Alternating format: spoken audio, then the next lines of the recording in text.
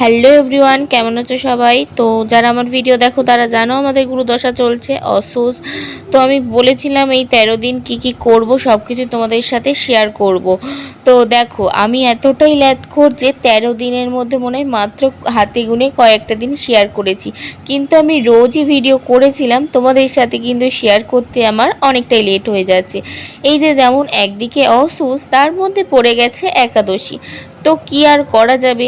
এদিকে দেখো আমি আজকে রান্না করেছিলাম সয়াবিন দিয়ে আর আলু দিয়ে, ছোলার ডাল ছিল কিছুটা, সব কিছু দিয়ে একটা মিক্স তরকারি করেছিলাম, ডাল করেছিলাম আর ডালিয়া সেদ্ধ করেছিলাম।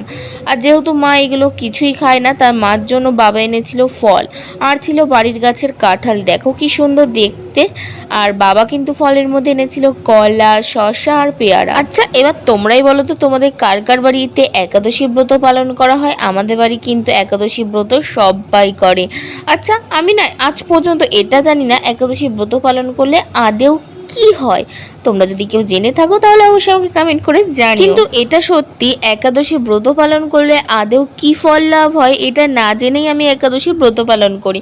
বাট হ্যাঁ, আমি আমার জন্য আর আমার ফ্যামিলির সকলের জন্য করি। তারপর চলে এসেছিল একটা পার্সেল, যেহেতু অসুখ চলছে তাই এটাকে এখন আনবক্সিং করবো না, তোমাদের সাথে অবশ্যই শেয়ার করবো অন্য কোনো ভিডিওতে।